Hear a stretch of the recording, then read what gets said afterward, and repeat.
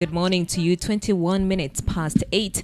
You are with me, Miriam Angel, Salim Baris, and Emmanuel Gona. In studio, we do have Dr. Sam Ikwae. He is the executive officer of the Kenya Association of Hotel Keepers and Caterers. Dr. Sam, good morning. Good morning. How are you? Very well. Happy to be here. Happy to have you as well.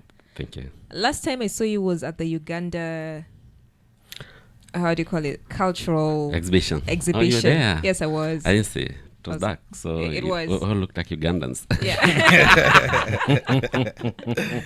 Yeah. We were enjoying Ugandan cuisine. Absolutely. And, just how they package themselves. Mm-hmm. That was good.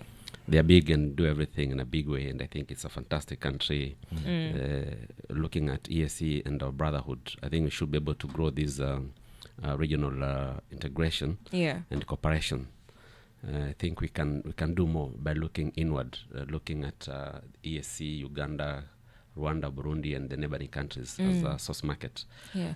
We can do a lot of touristic business cross-border. Yeah. Because it would be easy to come and... Because you see, for somebody who didn't know about the heritage, or rather the places to visit, would you say the tourist sites? Yes, the sites to visit in Uganda, that was an eye-opener. Yes. And you're able to see, Kumba, Uganda has this. Uganda is rich, very rich in terms of culture, in terms of many attractions. What they lack is actually a beach, and that is why we can then look at it as one circuit that you can come to the beach and go and do your gorilla trekking. They are very big on adventure tourism. Their history is also big.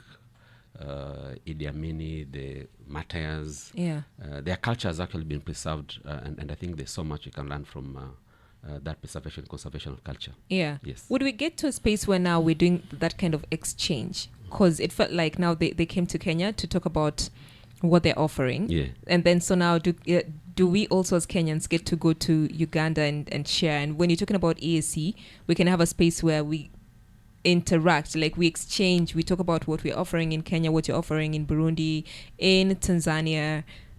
We have a joint marketing platform, the Pearl of Africa, Magical Kenya. So this, and we have East African Tourism Training Platform, EATTP, which is a platform that brings together the EAC countries. The ministers of these countries have already taken the initiative and the lead. Heads of states have signed the protocols. So what we're simply doing out of these engagements is just to implement what is already out there. For example, the classification criteria that is being implemented in Kenya is actually an EAC criteria, which states that if you get to a 5-star facility in Kenya, if you go to Uganda, you'll get the same standards and the other nations. They have already implemented the cross-border movement, so it is very easy to go across to these states. When I traveled to Uganda last time, I actually used my national ID. So it is very easy. So we need to take advantage of these arrangements, turn them into business opportunities, and be able to harness the potential that we have as a region. Great. Yes. Sam, you also, you're the executive officer of the Kenya Association of Hotel Keepers and Caterers. Yes. Now, in the hotel industry, when you look at it, and also from what we had a listener who shared a message of her work environment. And one in her message, what she was complaining about was the extreme unhealthy, long working hours. All right. And then very, very minimal pay. I'm looking at the Kenya Hotels and Restaurants Act here. And it outlines, that is 494, it outlines the regulations for licensing hotels, hotel managers, and restaurants, including standards of operation, food hygiene, and the establishment of a hotels and restaurants authority to oversee these businesses. That's the Kenya Hotels and Restaurants Act. This act does not talk about an employee's well-being, which I believe Ikwae, the Labor and Employment Act. Why are we seeing extreme conditions in the hospitality industry? First of all, Miriam, the act you've quoted is quite a very old legislation that was repealed a long time ago. Okay. We now have what we call the Tourism Act. Okay. That was enacted in 2011. And that is the act that actually then establishes other agencies like now the Tourism Regulatory Authority, TRA. So TRA is the industry regulator that takes care of standards in the industry, and probably the agency that is responsible for looking at workplace standards. They classify and rate facilities, and so when you are rated, some of these things are then looked at: staff welfare, staff issues, training, manpower needs, work environment, staff food, and all those uniforms and everything. And therefore, and also we have the Labour Act that you cited, which is very robust legislation. 5 pieces of legislation that were enacted, I think, during the late President Kibaki's time.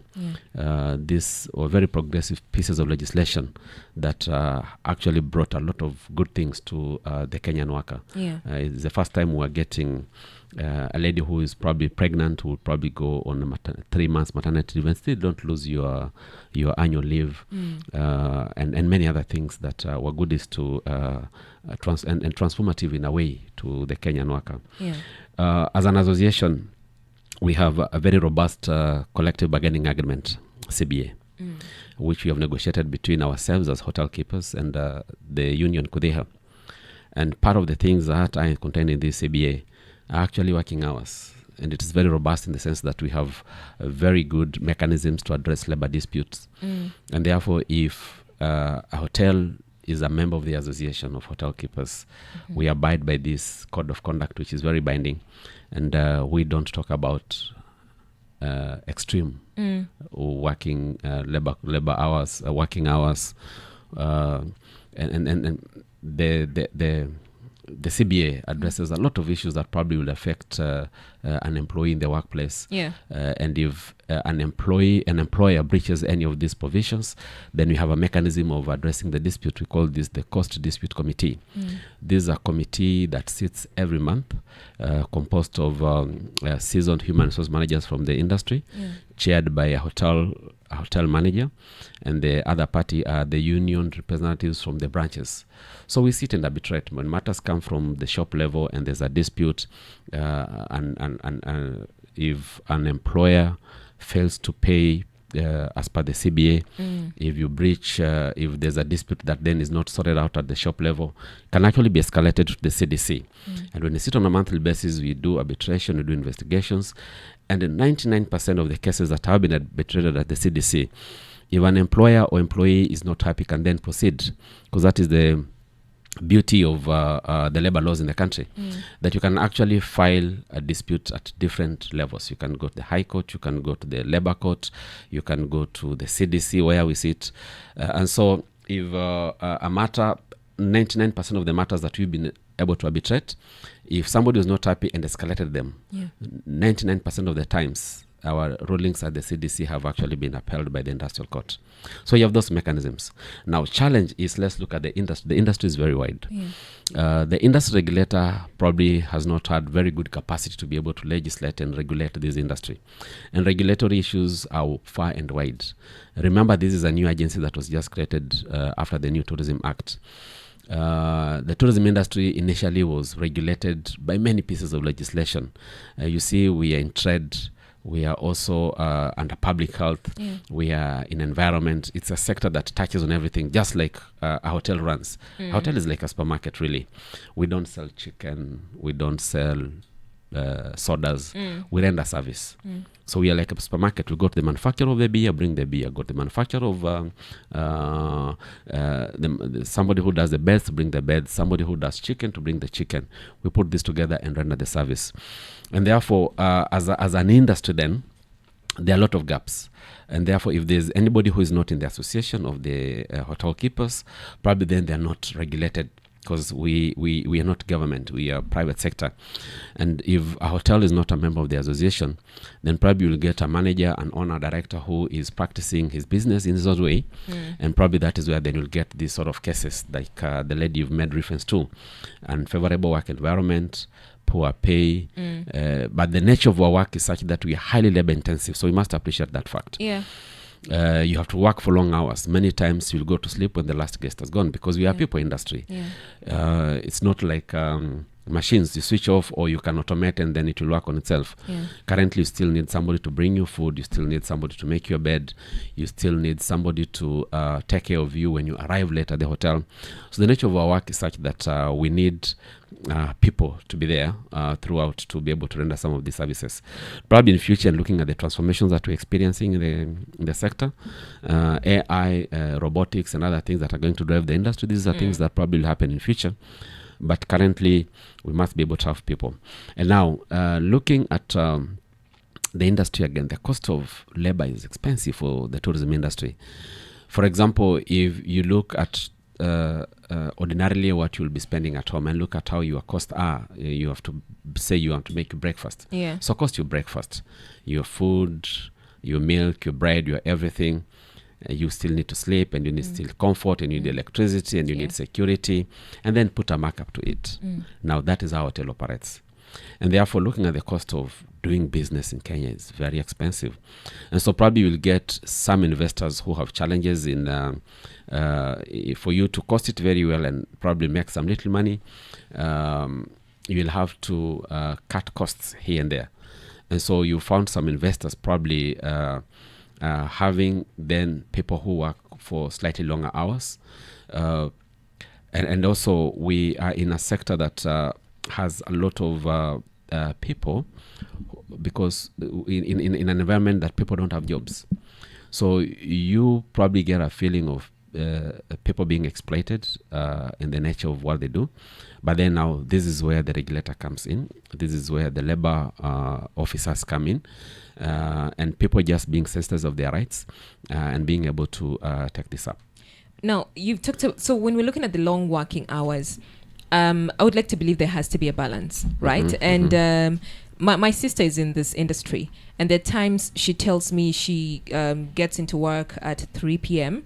And then leaves, goes all the way to midnight, right? And then there's another person who come and take up the next shift. So for knowing that the hotel industry has long and irregular working hours, can there be a balance where people work in shifts so that these are humans, right? Is there room for that? Yes. Shajua, you're getting into this industry, it's long working hours and this is what you need to do, and no, it depends with operations. Again, you see, we are a very diverse industry. We're not like education sector where you go to class to learn and everything. Yes, we are diverse in the sense that our guests are also diverse. Our clientele is so diverse. You see, Miriam comes in as a sole traveler and wants to sit by herself and wants to have dinner at midnight. So you must have somebody making dinner at midnight. And so if you're in this star-rated facility, you must be able to provide somebody on the shift to provide meals at midnight, isn't it? Yeah. You have somebody coming in with children, so you have to take care of, entertain the parents and also take care of the children. And then you have these groups that have come in and they want to make noise all night and scream. And there's this one person who is traveling alone and just want to have their own peace. So the nature of our clientele dictates how we're going to structure our work. Yeah. But truth is, a lot of places, if you're running for 24 hours, you must be able to have shifts. So we work with shifts. There are morning shifts, there are afternoon shifts, there are night shifts. We also have break shifts. I remember when I was in training, I enjoyed these break shifts because then you'll get in the morning, do your breakfast, and in between mid-morning and lunch, probably you're on a break shift. Then probably you'll go back and rest, urinate or something. But also, how it works, and hospitality is just, when you talk about this, it's just not in the hotel industry. The people who serve you refreshments in the airline, those hospitality people. Yeah. The people who give you food in the hospital, those hospitality people. I told you last time, if you just remove the nurse, the doctor, and the chemist in Mombasa Hospital, that is a hotel. Yeah. Because you'll be left with the housekeeper, you'll be left with the front office guy, you'll be left with a cleaner, you'll be left with a chef, you'll be left, yes. So hospitals are basically hotels. Yeah. And if you look at how people work, there is the same. So you'll come in, run your shift, do your services, take a break. But also, and this used to happen before, probably because of the cost of doing business, I think, for many other struggling entrepreneurs and investors. they have to probably extend a little bit of these shifts. So instead of working for 8, they push you for 9 or 10. Like your sister now works for 9 hours between 3. The shift's supposed to actually to end at around midday, so we get a 1 hour extra. But truth is, from training, this shift should be able to give you at least 4 hours to 6 hours, because you're many times on your feet. It is quite tiresome. And also for you to be fresh. You see, when you get in at 8, the sort of smile that you give me at 8 when I come in for breakfast should be the same energy that you give me when I came in at 11. And so we are humans, isn't it? So for an investor who wants to get value and is focused on quality service, you'll actually observe some of these things. And also, the hotels have then invested in the human resource managers, just like accountant. Today, the law expects you as a human resource manager to address some of those issues. So it's not the burden of the employer. It's the burden that is given to the HR manager to ensure that the principals, the tenants, and the workplace, the environment is very good for employees at the shop level. Okay. Yeah. Is there something like classification of hawa workers? As in, maybe kuna watu ambao pengine wakiwa na karatasi zao wameingia kwa hotel, wako na papers zao, na kuna wale wenye pengine wanatrainiwa. Kama kuna hiyo classification, is it kitu ambao ndio inakuwa considered? Pengine wengine wanajipata wanafanya kazi muda mrefu na vitu kama hizo. Because the case ambazo tumezisikia na tumeziona, utapata hata watu wengine wanasema off kwa mwezi iweza enda pengine hata siku moja, na ni malalamiko. Lakini kuna wale ambao kwa mfano wapishi vile, wao huwezi wasikia sana wakilalamika. So kuna hizo classification pengine zenye zinaweza kuwa zinaumiza wengine na wengine wako tu sawa. Najua shida ambayo tuko nayo sasa katika swali lako, tumechanganya. Swali ambalo tumeuliza, kuna shule alafu kuna shule. Sasa kuna hoteli alafu kuna hoteli. Sasa sijui umezungumzia kada gani. We have a lot of facilities. We have all these rated facilities that are properly regulated. You have these unclassified facilities, and you have these others that you can't really define them. That is the nature of our industry. But this is, again, I refer to an industry regulator called the Tourism Regulatory Authority. This is a new regulator in the Tourism Act. He is responsible for managing and regulating tourism activities. So huyu ndio anatakana ajue hoteli inaviwa ni kiwango gani, wanafanya kazi namna gani, na kuhakikisha kwamba haya matakwa ambayo yanamchunga mwekezaji na mfanyikazi yanazingatiwa. Kwa mfano, hakuna tofauti. Sasa mimi nitazungumzia zile hoteli ambazo tunawakilisha katika muungano wetu. Unapokuja kama trainee, there's a whole training program that is structured for you. You've come in as a trainee.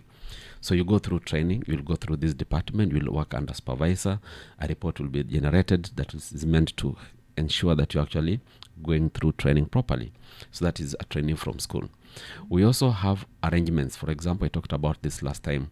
In Diani, for example, Diani Sea Resort and Sea Lodge, Severin has this. So we have a dual vocational training program. So you get young people from the community. They come, they want to study in the hotel industry. Probably they don't have proper grades to go to school, but they are talented. So you'll come in and be taken through a training program, a 2-year training program. So 70% of the time you're actually working. It's only 30% that then you go to school to do your theories. And therefore, you being produced as a cook, a chef, you go through that module for 2 years under supervisor. So after 2 years, you're able to be given your class qualifications. And this has actually worked very well, because we even have government currently, Kenya Coast National Polytechnic. I think earlier this month, we're having a graduation of over 400 workers from the region who have actually been trained on a recognition of prior learning basis. So you came in as a glass washer, umeona toti zikichanganywa hapa na pale, you will become a very good barman, lakini makaratasi hauna, because we are a technical sector, and therefore you will go in. NITA or a certified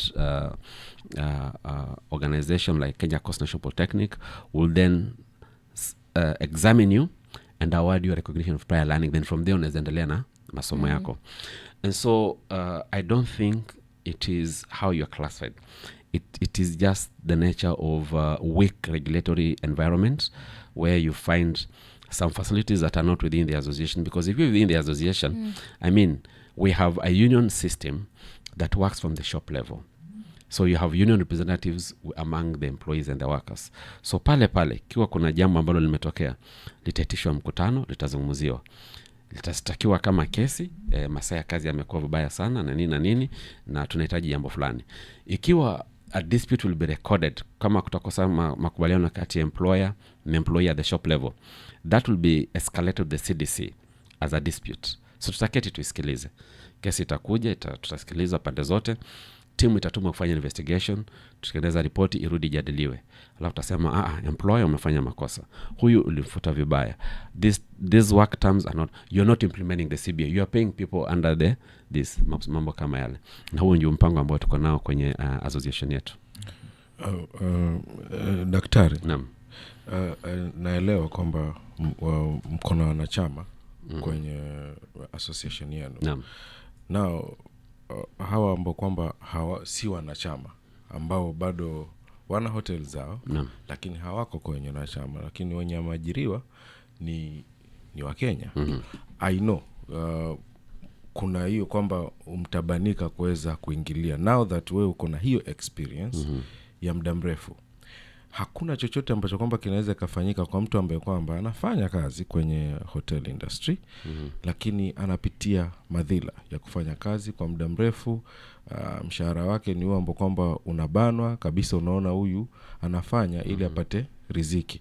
There is no way huyu mtu kulingana na experience yako kwenye industry wanaweza wakajiokoa. Wanaweza, unajua jambo la kwanza, hata house girl ana sheria ambazo zinamu. Unajua mshahara house girl ni 1,000 sasa. Around 13 should be. Na lazima bado that's minimum wage. Na lazima apatiwe benefits zake, NSSF, SHIFSHA, pia umjengee nyumba, ajenge housing levy na yote hayo. Okay. So kama mfanyikazi wa nyumba anatambuliwa kisheria vile. Sembuse mtu ambaye anafanya katika industry ambayo imetambuliwa, iko regulated, huyu mtu analipa KRA, analipa masuala haya yote, amepatiwa vyeti vyote vya serikali vya kufanya kazi. Kwa hivyo lazima ana haki. The constitution allows you the freedom of association. The Kenya Union Domestic Hotel and Allied Workers KUDHIA is a very progressive union that we work with, and you don't really have to belong to their association to be a member. You can actually register there as a private member. Your house girl can actually go to KUDHIA as a private member. Na atawakilishwa ikiwa atahisi kwamba haki zake hazijazingatiwa. Yule union itaweza kuja kumtetea na hata umepeleka watu kotini, naweza kulipa ikiwa wamepatikana kwamba wana yale makosa. Alafu pia kuna labor offices katika kila county. So ikiwa unahisi kwamba kikazi umedhulumiwa, you can go to the labor office and report your case, and the labor officers will be able to summon the employer and be able to deal with them. Pia tumesema kuna Tourism Regulatory Authority ambaye ana mamlaka ya kisheria ya kuweza kudhibiti masuala yote ya kitalii. You can go to TRA and file your complaint and it will be heard as kama individual. Yes. Yeah. So ni mtu tu kuweza kuelewa haki zake, kuweza kuelimika, kupata elimu. Na ingawaje pia tukumbuke kwamba kuna changamoto kubwa ambayo tuko nayo katika nchi yetu, ni kwamba ajira ni ndogo. Kwa hivyo kukosekana kwa hizi nafasi za ajira, saa nyingine mtu anahisi nikifanya vile labda nitapoteza nafasi na vile. Lakini ikiwa umeweza kusukumika na unataka kufuatilizia haki yako kama huyo the lady you've made reference to, she can actually pursue all these avenues. I think and you've said it's more of fear. Yes. Yeah. And it's not just in the hospitality industry. Most employees hardly take action for fear of either I'm going to get fired or I'll be blacklisted, which is the excuse or the reason that she gave. We are speaking to Dr. Sam Ikwae, the Executive Officer of the Kenya Association of Hotel Keepers and caterers. We're looking at the work environment in the hotel industry. What do you need to do as somebody who works in this industry in case you're feeling that your right is being infringed upon? What do you need to do? Sam is here to tell us everything about it. If you have a question, 0700917917. Good morning.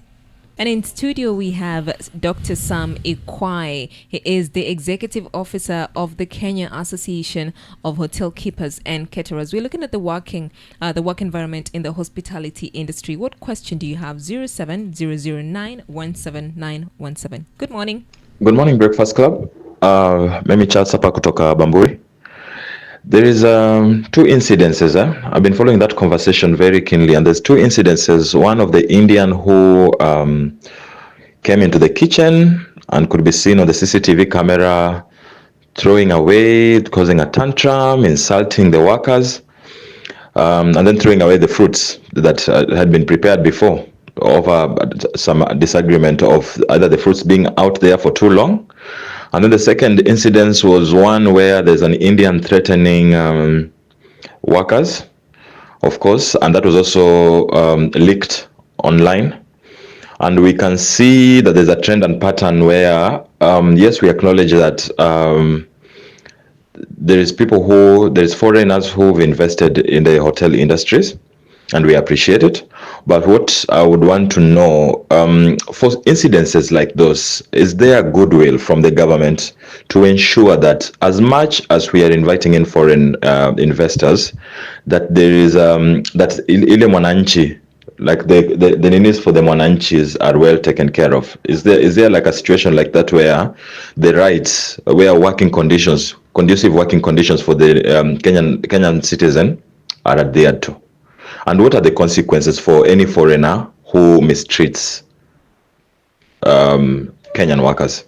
There you go, Sam. You had that? Yeah, sure. Yeah. Very good question from Charles. So yes, I've mentioned the role of the Tourism Regulatory Authority.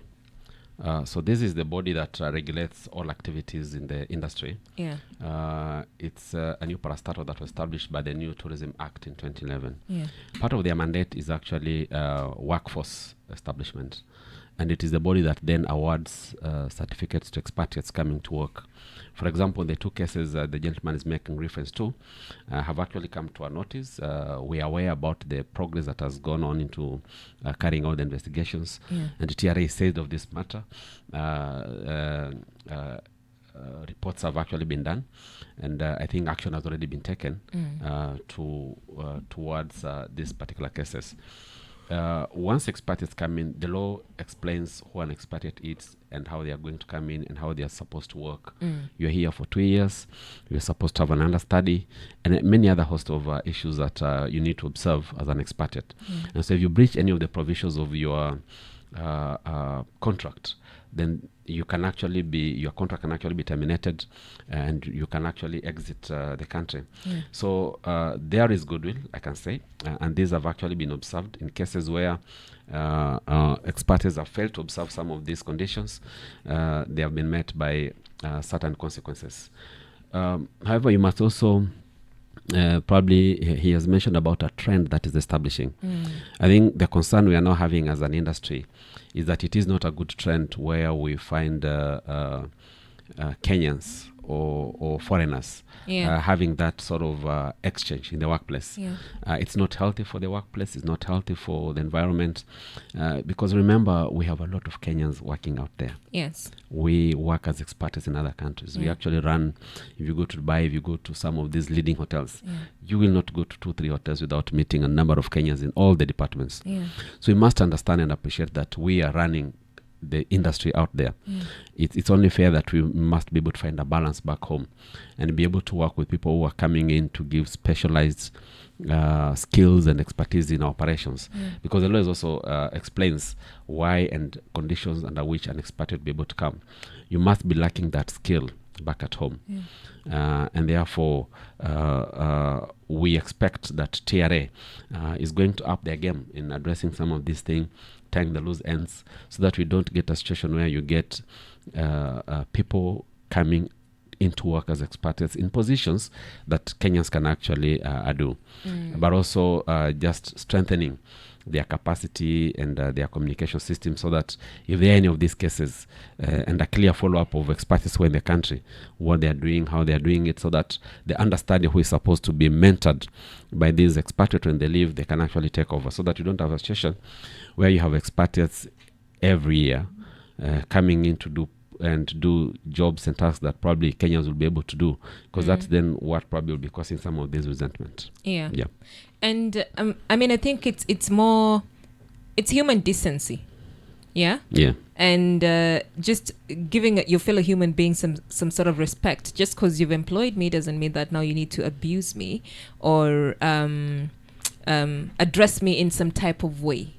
And pretty much, you see, when you look at the environment we're in, it's like we've set that standard where some people feel like we can talk to you the way to Nataka, and there's nothing you're going to do about it because you're at my mercy because I'm giving you a job. I think what he's also asking is, what regulations have we put? When somebody's coming to set up shop in Kenya, you're told that, okay, those who are going to work in this organization, of course, they're Kenyan citizens, but also these are our laws. This is what you need to know. These are our regulations. This is how you need to deal with the employees.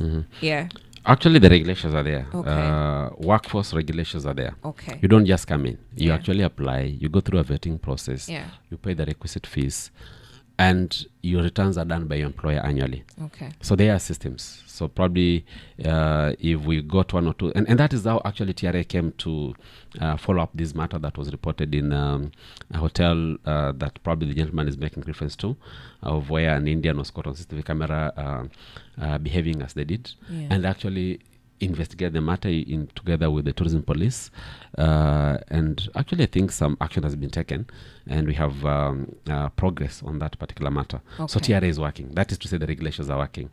However, probably it's important for me to mention that given the nature of our industry and how we were established, 50 years into independence, we did not have this thing we call Tourism Act, with a number of pieces of legislations here and there.